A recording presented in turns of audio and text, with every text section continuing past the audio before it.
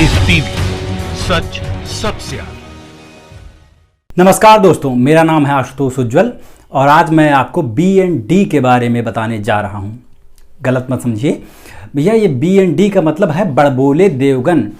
इन बड़बोले देवगन का दूसरा नाम अमीश देवगन भी है, लेकिन अब इस नाम से उनकी कोई खास पहचान है नहीं। सारा देश इन्हें BND के पेट नेम से ही पहचानता है। पिछले कुछ समय से टीवी पर हाथ हिला हिलाकर पैनलिस्ट को डराने वाला ये मिट्टी का शेर आजकल खुद एकदम परेशान हुआ जा रहा है। वजह यह है कि इनके मन का जो सांप्रदायिक जहर अब इन्हें ही निगलने लगा है। ताज़ा मामला यह है कि एक डिबेट के दौरान इन्होंने चिश्ती को लुटेरा बता दिया। आप सब जानते हैं कि अजमेर शरीफ में ख्वाजा मोइनुद्दीन चिश्ती की दरगाह हर धर्म के लोगों के लिए एक पवित्र धार्मिक स्थल है।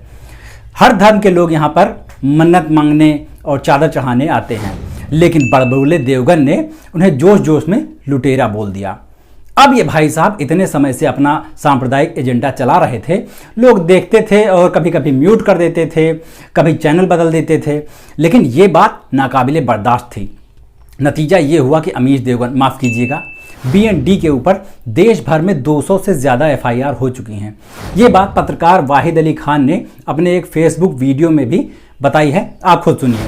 आपको एक शख्स के बारे में बताना चाहता हूं जो हमारे मीडिया जगत का सबसे बड़ा भड़वा है। भड़वे के साथ साथ उसको दलाल की भी पदवी दी गई है।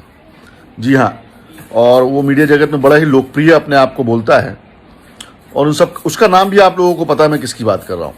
जी हाँ, मैं बात कर रहा हूँ अमीश देवगन की। इस इंसान को जर्नलिस्ट कहना हम जर्नलिस्टों की तौहीन है। इसे भड़वा कहें तो ठीक है, दलाल कहें तो ठीक है। इसके बाद वही हुआ जिसका डर था। अमीश देवगन वीर देवगन बन गए, माफ़ी मांगने लगे। पहले माफ़ी मांगने वाला ट्वीट किया। उस ट्वीट पर जब मैंने लास्ट टाइम देखा तो कोई 2500 रिट्वीट और 13,000 से ज़्यादा रिप्लाई थे। मतलब समझ रहे हैं आप, इसका इतना प्यार करते हैं लोग अमीश देवगन से कि रिट्वीट से 5 गुना ज़्यादा रिप्लाई थे, जिनमें से आधे ने केवल BND लिखने के लिए अपने कीबोर्ड को तकलीफ दी थी। अमीश देवगन को फिर अपनी दूसरी गलती का भी एहसास हुआ। पहली गलती तो चिश्ती को लुटेरा बोलने की थी, दूसरी गलती ट्विटर पर सॉरी बोलने की। उनको लगा कि यहाँ की माफ़ी कबूल नहीं होगी, तो टीवी पर माफ़ी मांगी पहले और फिर उसका वीडियो उठाकर फेसबुक पर अपलोड किया। इतनी मर्सी पिटीशन तो खैर जाने दीजिए। अमीश देवगन ने माफ़ी मांगते हुए कहा कि मैं खुद अजमेर शरीफ जाता हूँ और ख्वाजा गरीब नवाज पर मेरी पूरी आस्था है। अपनी इस भूल पर मैंने ट्वीट करके खेद भी जताया है, क्योंकि गरीब नवाज ख्वाजा मोइनुद्दीन चिश्ती में मेरी भी पूरी आस्था है। मैं खुद अजमेर शरीफ जाता हूं, उनकी जियारत करता हूं, इबादत करता हूं। फिर भी अगर मेरे बयान से किसी को कोई ठेस पहुंची है तो मैं इसके लिए खेद व्यक्त करता हूं। मतलब माफ़ी मांगने में भी झूठ बोल गए। अगर एक बार भी किसी दरगाह पर जाते या किसी भी मंदिर में सच्चे मन से चले जाते तो डिबेट में कभी भी हिंदू मुस्लिम नहीं करते। लेकिन भाई का रिकॉर्ड है कि ये हिंदू मुस्लिम करके ही चमका है, नहीं तो जिसको ट्विटर पर सही हिंदी लिखनी नहीं आती वो क्या इतने बड़े चैनल पर एंकर बन सकता था? क्या बात कर रहे हैं भैया, इतनी योग्यता देखकर तो ट्विटर हैंडल भी इनका वेरीफाई नहीं होता। अमीश देवगन के डिबेट में ना तो दंगा भड़काने की पहली कोशिश है और ना ही FIR की। इससे पहले भी मुंबई पुलिस एक बार इनके खिलाफ कंप्लेंट दर्ज कर चुकी है। तब इन्होंने किसी और कारण से बुधवार को मस्जिद के बाहर इकट्ठा हुई भीड़ को जुम्मे की भीड़ बता दिया था और कहा था कि मुस्लिम बहुल इलाके में मुसलमानों ने पुलिस पर हमला किया।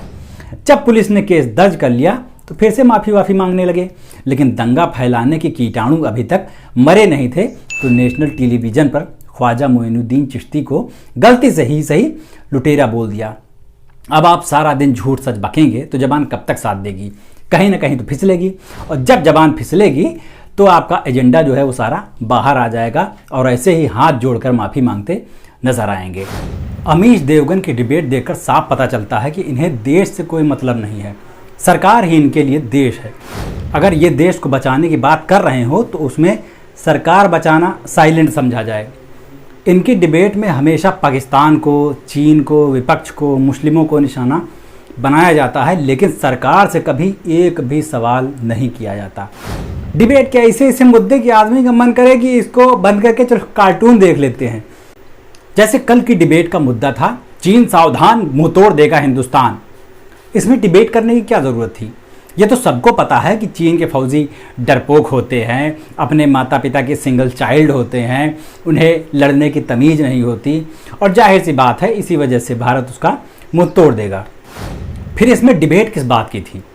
क्या किसी ने उस डिबेट में ये भी कहा था कि ऐसा नहीं होगा, भारत मुंह नहीं तोड़ेगा, सिर्फ दांत तोड़ के छोड़ देगा? या उस डिबेट में किसी चाइनीज़ को भी गालियां खाने के लिए रखा गया था, जैसे पाकिस्तान से डिबेट में किसी को बुला के रखा जाता है? ऐसा कुछ नहीं था। वो डिबेट सिर्फ और सिर्फ सरकार की नाकामियों को छिपाने के लिए थी। ये BND सिर्फ इस बात के लिए सरकार के आगे ढाल बनकर खड़े हो जाते हैं कि कोई उनकी जिम्मेदारी पर सवाल ना पूछ ले। लेकिन जब इनकी ज़बान फिसलती है तो इन्हें माफ़ी मांगनी ही पड़ती है, और मांगनी ही पड़ेगी, क्योंकि स्टूडियो के अंदर से जहर उगलने वाला कानून और देश से ऊपर नहीं है। लाइव टीवी, सच सबसे आगे।